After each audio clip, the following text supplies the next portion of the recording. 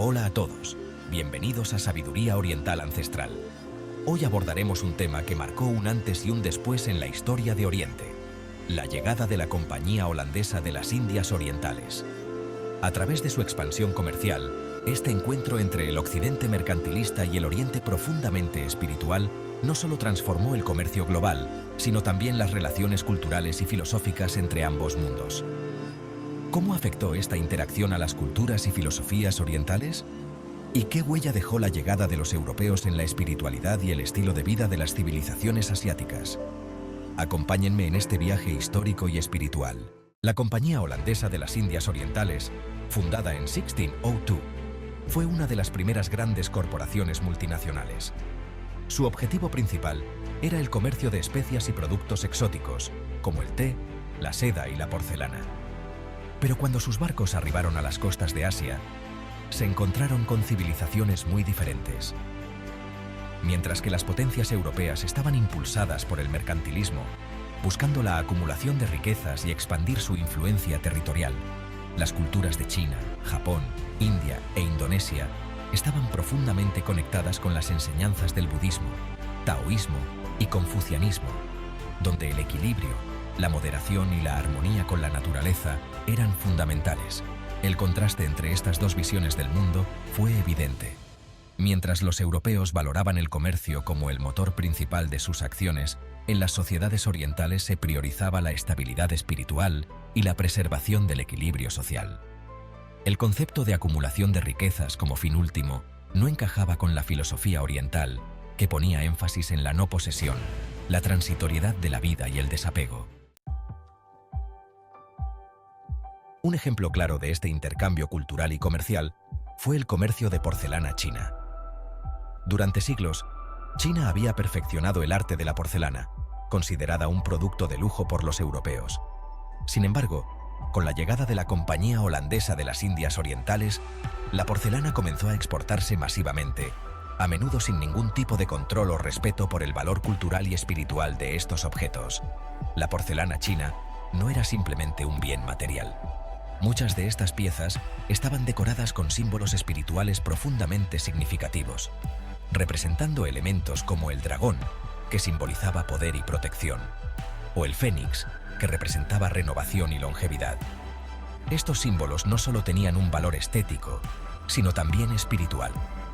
Sin embargo, la demanda europea por este tipo de productos convirtió la porcelana en un bien de consumo más que en un objeto sagrado.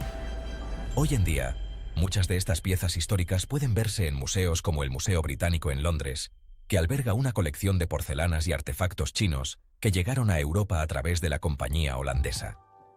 Aunque ahora se aprecian por su belleza y artesanía, en su momento fueron objeto de un comercio masivo que no siempre respetaba el significado cultural detrás de cada pieza.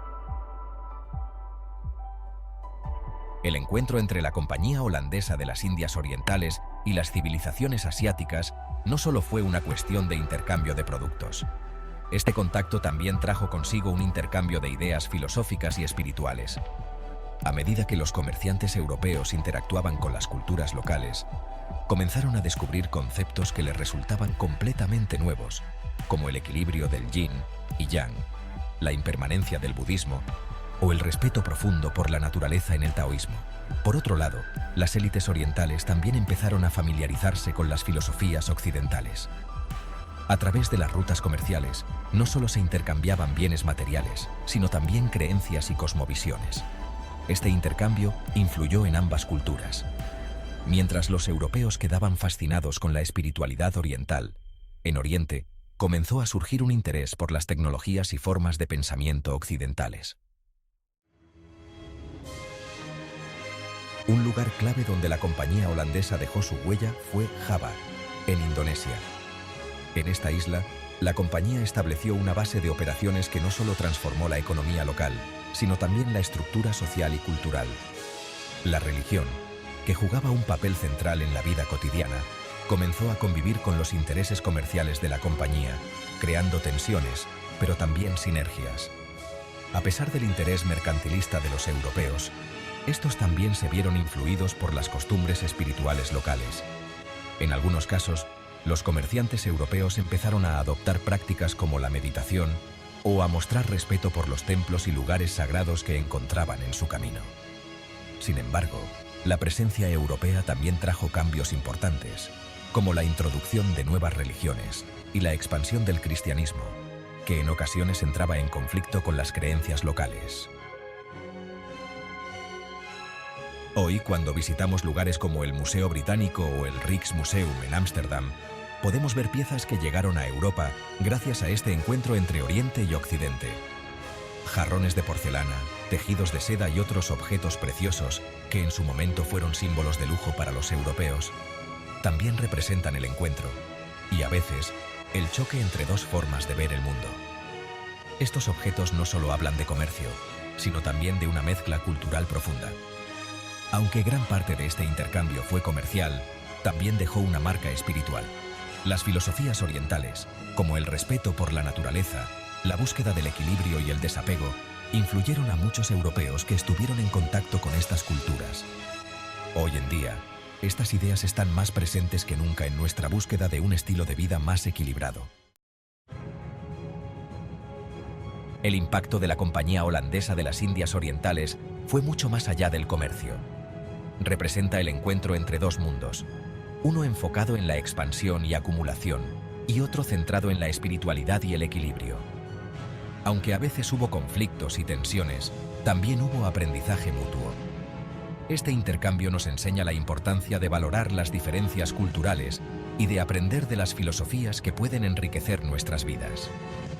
Hoy en día, en un mundo cada vez más globalizado, las enseñanzas de Oriente siguen siendo una fuente de inspiración para aquellos que buscan paz interior, equilibrio y una conexión más profunda con el entorno. Gracias por acompañarme en este viaje por la historia y la espiritualidad de Oriente. Si te ha gustado este video, no olvides darle like y suscribirte a Sabiduría Oriental Ancestral para más contenido sobre la rica sabiduría de Oriente. Nos vemos en el próximo video. Namaste.